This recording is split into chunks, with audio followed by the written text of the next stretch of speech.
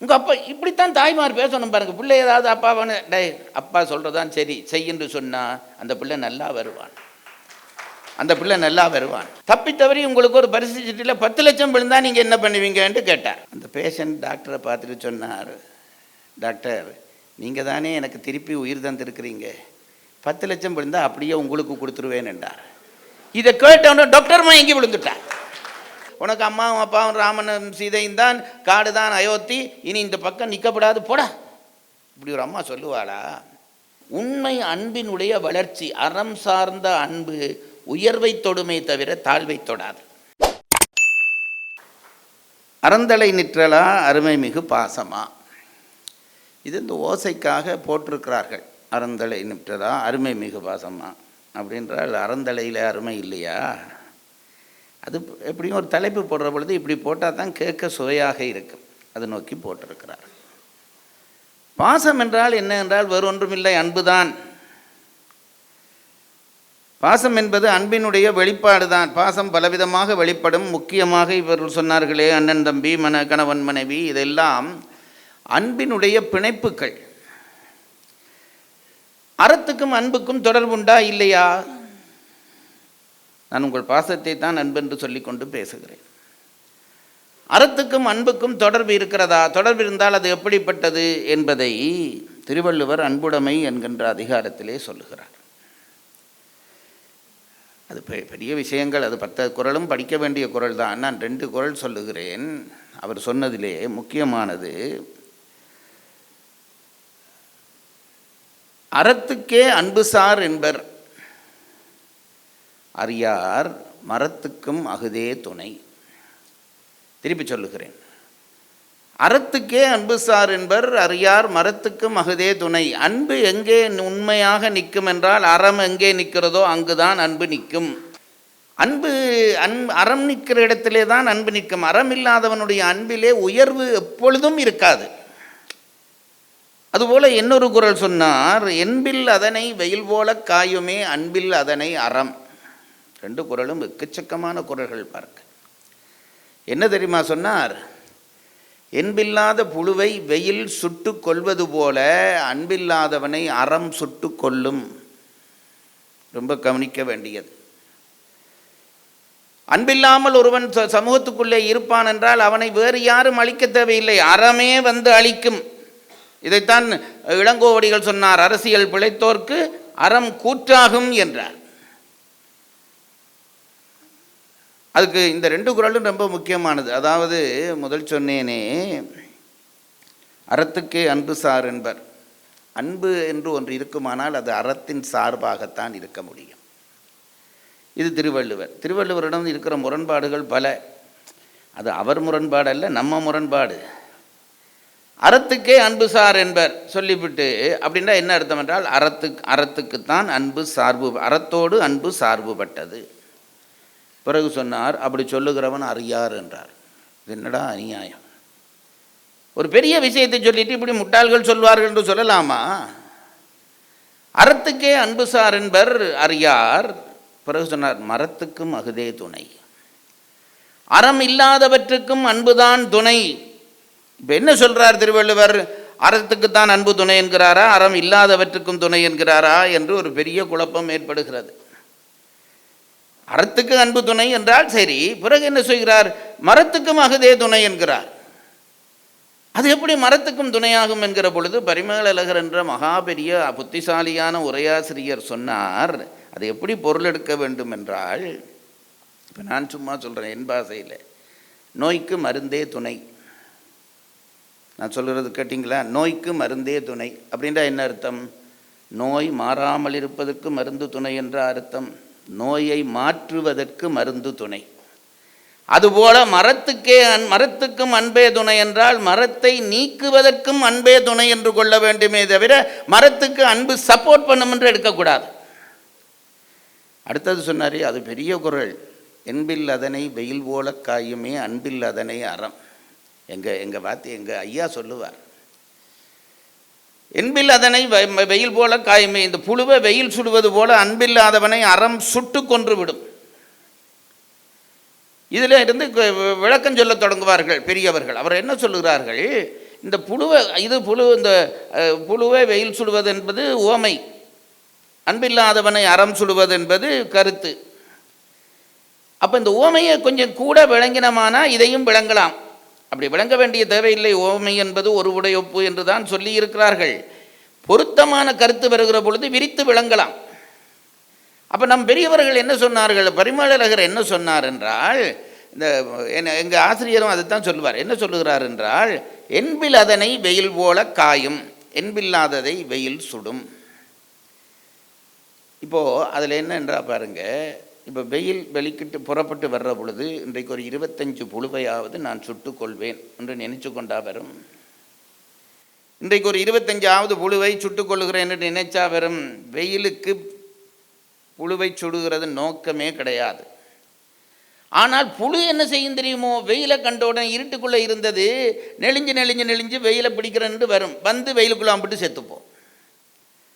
அதுபோலத்தான் அன்பில்லாதவர்கள் அறத்துக்குள்ளே தாங்களாக போய் மாட்டிக்கொள்வார்கள். ராமன் எங்கே இருந்தான், ராவணன் எங்கே இருந்தான் சார், எங்கேயோ இருந்தவன். இங்கே பாருங்க, இவன்கிட்ட அன்பில்லை. அன்பில்லாத காரணத்தினாலே என்ன செய்தான் தெரியுமோ, இயற்கை என்ன செய்தது, சீதையை தூக்க பண்ணி இவனுக்கு மரணத்தை அது தீர்மானித்தது. அது மட்டும் இல்லை, அதுக்கு விளக்கம் சொல்லுகிற பொழுது சொல்வார்கள், என்பில் அதனை வெயில் போல காயுமே அன்பில் அதனை அறம். வெயிலை அதில் இந்த வெயிலுக்கு புழுவை சுடுவது நோக்கம் இல்லை, அதுபோல் அறத்துக்கு அன்பில்லாதவர்களை சுடுவது நோக்கம் இல்லை, ஆனால் சுடுபடுவார்கள். இப்போ நான் நினைக்கிறது என்னவென்று கேட்டால், ஒரு விஷயம் சொல்லுகிறேன். நல்ல அன்பு என்றால் அதை என்ன செய்ய வேண்டும் என்றால், அறத்தை வளர்க்க வேண்டும், தேய்க்கப்படாது.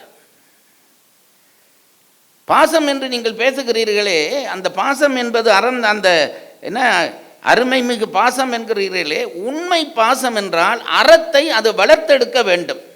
ராமாயணத்திலே அது வளர்த்தெடுத்ததா? இதுதான் கேள்வி. அறத்தை வளர்க்காத பாசம் என்பது பாசமே இல்லை. ராமனுக்கு முடிசூட்டு விழா என்று முடிவாக்குகிறார்கள். கோசலைக்கு தெரிகிறது. கோசலை சுமித்திரையும் கூட்டிக் கொண்டு போய் என்னமோ பிழை நடக்கப் போகிறது என்று நினைத்து சாமி கும்பிடுகிறாள். பிறகு காலையிலே பார்த்து கொண்டே இருக்கிறாள். ராமன் முடிசூட்டுவதற்கு தயாராக வருவான், முடிசூட்டி விட்டு தயாராக வருவான் என்று பார்த்து கொண்டிருக்கிறாள். அந்த நேரத்திலே ராமன் வருகிறான். அவனுக்கு நாடு இல்லை, நாடு ஆட்சி இல்லை, நாடும் இல்லை, காட்டுக்கு போ என்று சொல்லிவிட்டாள் கைகை. ஒன்றும் பண்ண முடியவில்லை. இப்போ என்ன நினைத்தான் ராமன், உடனே கோசலையிடம் போக வேணும் என்று நினைத்தான்.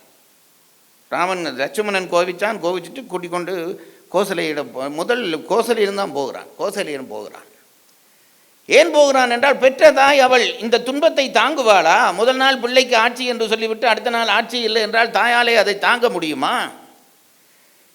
ஆகவே அவள் கோபப்பட்டு ஏதாவது ஒரு வார்த்தை பேசிவிட்டால் அது தாயினுடைய கருத்தாக இராது. ராமர் தான் அம்மாட்ட சொல்லி பேச சொல்லியிருக்கிறார் போல என்று உலகம் நினைக்கும்.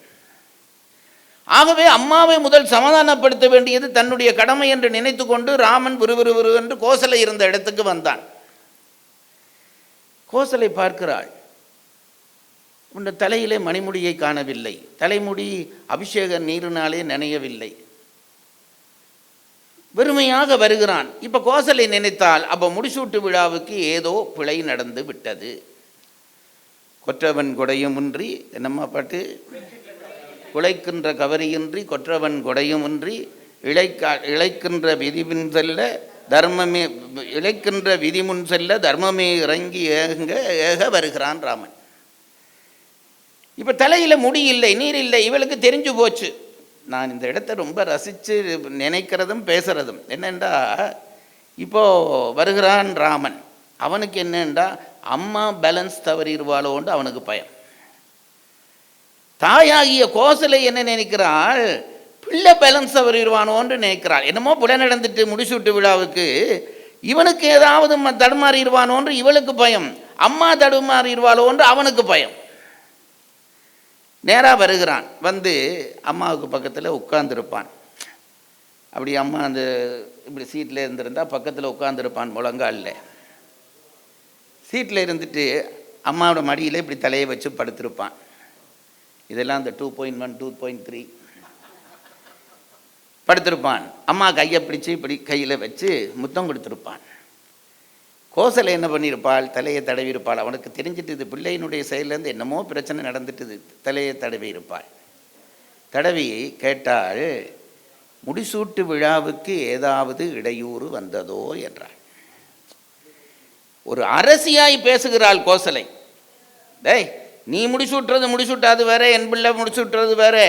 அயோத்தியிலே முடிசூட்டு விழா என்று அறிவிக்கப்பட்டு விட்டது. முடிசூட்டு விழா நடக்கிறதுலே ஏதாவது தடை வந்து விட்டதோ? உனக்கு முடிசூட்டுறது பற்றி எனக்கு கவலை இல்லை. எப்படி பேசுகிறாள் பாருங்க கோசலை. முடிசூட்டு விழாவுக்கு ஏதாவது இடையூறு வந்ததோ? ராமா, உன் முடிசூட்டு விழாவுக்கு கேட்கல கோசலை. முடிசூட்டு விழாவுக்கு ஏதாவது இடையூறு வந்ததோ என்று இவள் கேட்டாள். ராமன் இப்போ பதில் சொன்னான், அதானம்மா அது அப்படி அம்மாவுக்கு இப்படி பிள்ளை தானே பிறக்கும், நமக்கு பிறக்கல் என்று கவலைப்பட்டு என்ன பிரயோசனம்?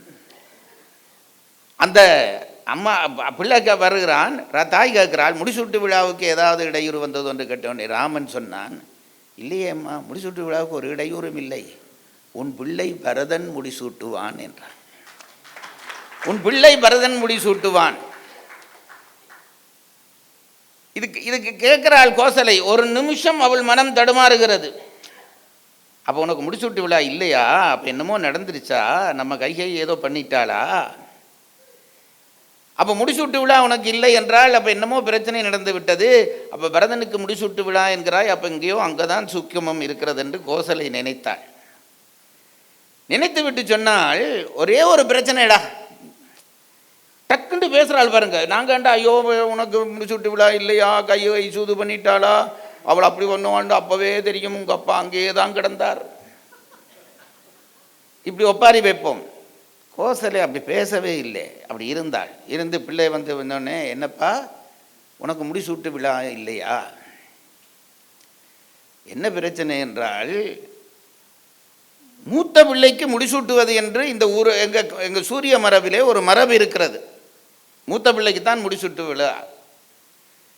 இங்கே நீ தான் மூத்த பிள்ளை, இப்போ முடிசூட்டு விழா பரதனுக்கு என்கிறாயே, அதில் மட்டும்தான் ஒரு சிக்கல் இருக்கிறது என்றாள். அதில் மட்டும்தான் ஒரு சிக்கல் இருக்கிறது. முறைமை என்று ஒன்று உண்டு.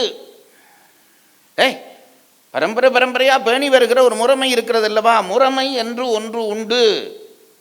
அப்படி இல்லாவிட்டால் பரதன் மும்மையின் நிறைகுணத்தவன் நின்னினும் நல்ல நாள், உன்னை விட 3 மடங்கு அவன் பெட்டர்ரா. ஒரு தாய் சொல்லுவாளா?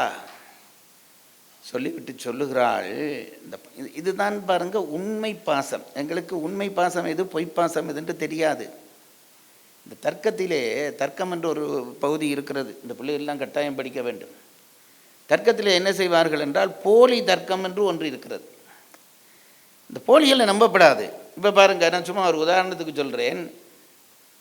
2 எண்ணல் உள்ள கதவு, 2 சிறகு உள்ள ஒரு கதவு, அதிலே ஒரு கதவு திறந்திருக்கிறது என்றால் தர்க்கத்தாலே என்ன கண்டுபிடிக்கலாம்? ஒரு கதவு பூட்டி இருக்கிறது.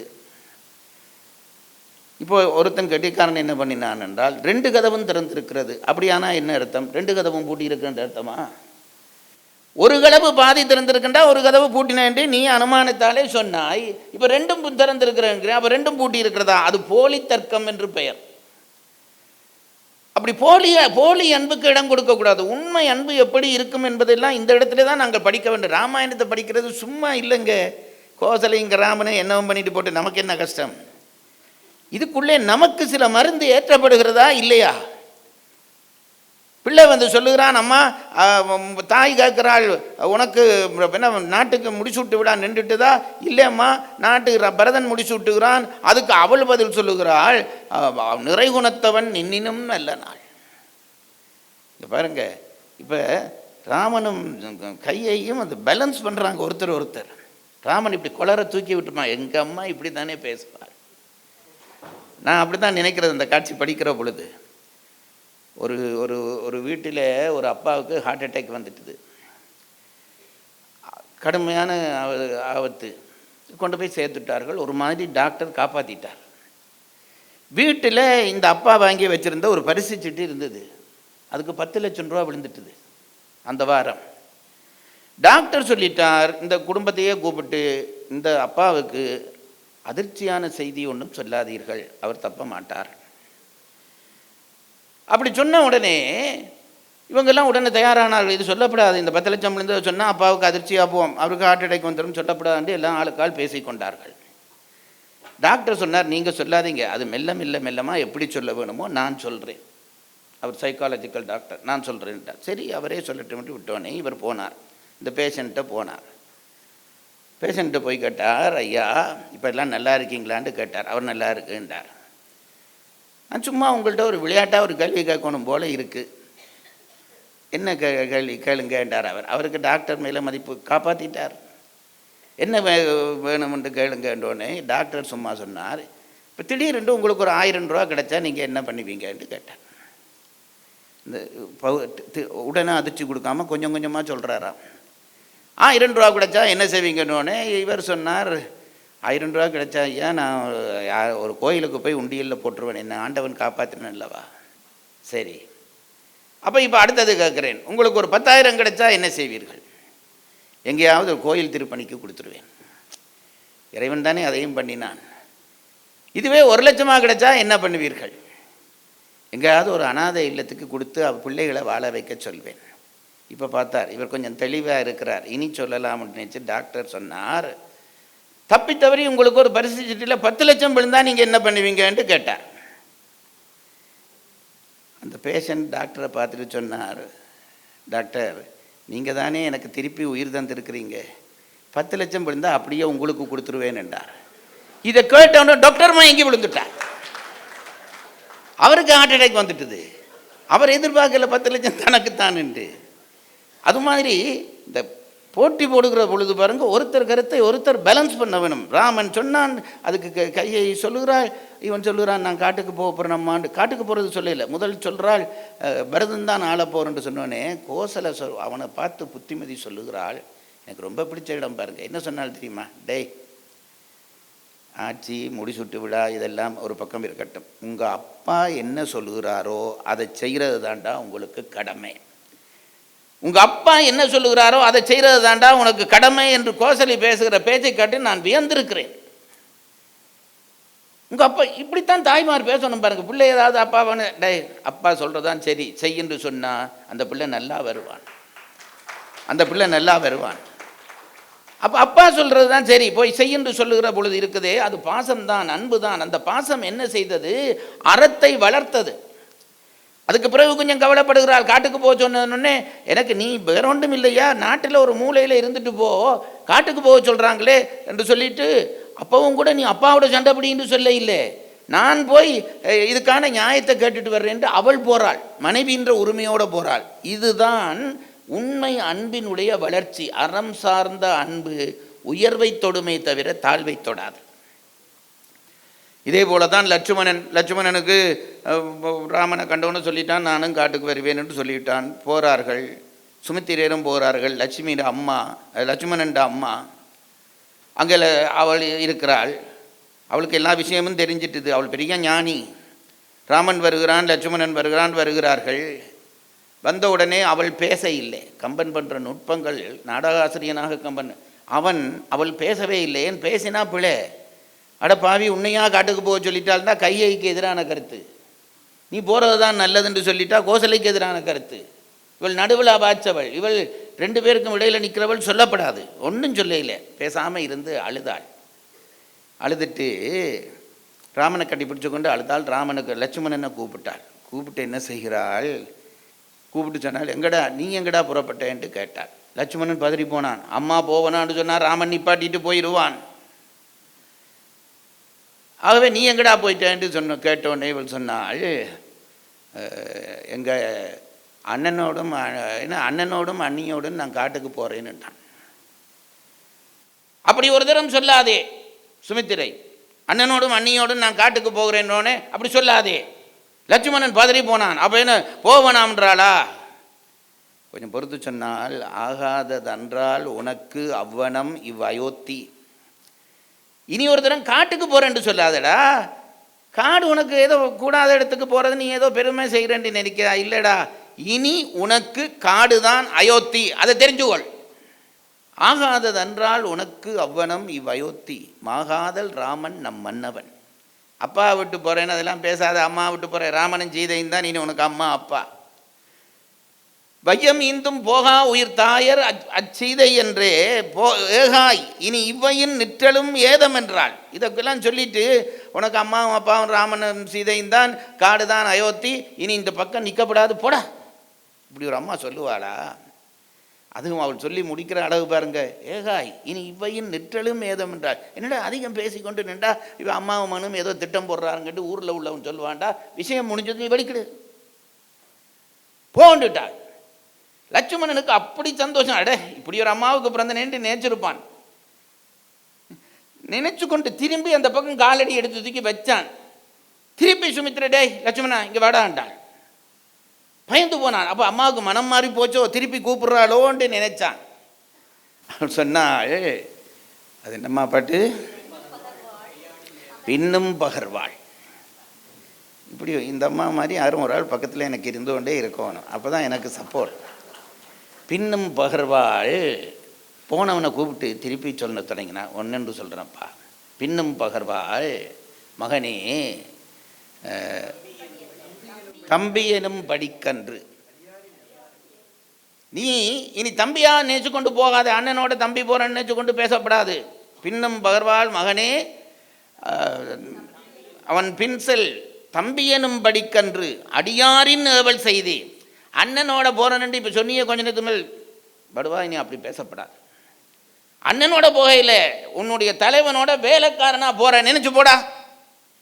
அண்ணனும் படிக்கன்று அடியாரின் ஏவல் செய்தி சொல்லிட்டு திருப்பி போக புறப்பட்டான். கூப்பிட்டாள் திருப்பி, இங்கே வாடா. இது என்ன அம்மா போக விடுது இல்லையேண்டு இவன் திரும்பி பார்த்தான். அதுன்னா மண்ணும் நகர்க்கே வந்திடின் வா. 14 ஆண்டுகள் கழித்து போயிட்டு வர்றேன்ட்டு போகிறானே ராமன், அவன் 14 ஆண்டு கழித்து இந்த நாட்டுக்கு வந்தா நீ வா. அப்படி இல்லாவிட்டால் மண்ணும் நகர்க்கே அவன் வந்திடின் வா இன்றே முன்னம் முடி. டேய் காட்டுக்குள்ளே போக என்னென்னமோ நடக்கும்டா, ஏதோ பிரச்சனைகள் வரும். அங்கே ஏதாவது ஒன்று நடந்து தாயாக நான் வாயால் இதை சொல்லக்கூடாது தான், ஆனாலும் சொல்லுகிறேன். ராமனுக்கு ஏதாவது ஒரு ஆபத்து வந்தது என்ற செய்தி என் காதுக்கு வருகிற பொழுது அதற்கு 5 நிமிடத்துக்கு முதல் லட்சுமணன் செத்து போனான்னு சொல்லணும்டா. மண்ணும் நகர்க்கு வந்திடின் வா இல்லை முன்னம் முடி என்றாள். இந்த பாருங்க, இது பாசம்தான், அன்பு தான். அதை என்ன செய்து தெரியுமா? அறத்தை அப்படியே மேலே தூக்கி கொண்டு போகிறது. நல்லவர்களிடம் மட்டுமில்லை, ஒன்றை சொல்லி முடிக்கிறேன். நல்லவரிடம் ராவணன் கூட பாருங்க கெட்டவன் தான். அவன் அதை நான் நினைச்சு வியக்கிறது, விபீடனன் திடீரென்று அரசவையிலிருந்து துரத்தப்பட்டுட்டான், அப்படியே புறப்பட்டு போயிட்டான். இப்போ இவனுடைய மனைவி பிள்ளை திரிசடை அங்கேயே இருந்தார்கள், ராவணனிடம்தான் இருந்தார்கள். இவன் பிள்ளையை அவன் கொல்விக்கிறான். நிகும்பல யாகத்திலே வீடனனுடைய துணை இல்லாவிட்டால் இந்திரசித்தன் செத்திருக்க மாட்டான், கொண்டிருப்பான். அப்போது நாங்கள் என்ன நினைக்கிறோம், ராவணன் கெட்டவன் இல்லை. ராவணன் நினைச்சிருந்தா என்ன செய்திருக்கலாம்? திரிசடையையும் அவன் வீடன் மனைவியையும் கழுத்த வெட்ட முடியாதா? வெட்டாமல் இருந்தான். அதுதான் ராவணனுடைய பெருமை, அதுதான் பெருமை. என்னவோ பெருது, என்னை நம்பி விட்டுட்டு போயிட்டான் வீடனன், கூட்டிகிட்டு போகலையே, என்னை நம்பி தானே விட்டுட்டு போயிட்டான். இவர்களுக்கு தீமை வரக்கூடாது, எனக்கு என்ன தீமை வந்தாலும் இவர்களுக்கு தீமை வரக்கூடாது என்று நினைத்தானே, அதுதான் அன்பு செய்கிற அற வளர்ச்சி. ஆகவே நான் ஒன்றை மட்டும் சொல்லுகிறேன், நேரத்தினுடைய அருமை கருதி ஒன்றை மட்டும் சொல்லுகிறேன். அன்பு அரண் அல்லது பாசம் அறம் என்கின்ற ரெண்டும் வேறு வேறு அல்ல. உண்மை அன்பு அல்லது உண்மை பாசம் அறத்தை வளர்க்கும். எங்காவது ஒரு இடத்திலே பாசம் அறம் தேய்கிறதென்றால் அங்கு பாசமும் தேய்கிறது என்று தான் அர்த்தம். ஆகவே அறத்தின் வழி நிற்கக்கூடிய இராமாயணத்திலே எது விஞ்சி நிற்கிறதென்றால், அறத்தின் சார்பாக பாசம் விஞ்சி நின்றாலும் மூலமாக நிற்பது அறம்தான் என்று கூறி விடைபெறுகிறேன்.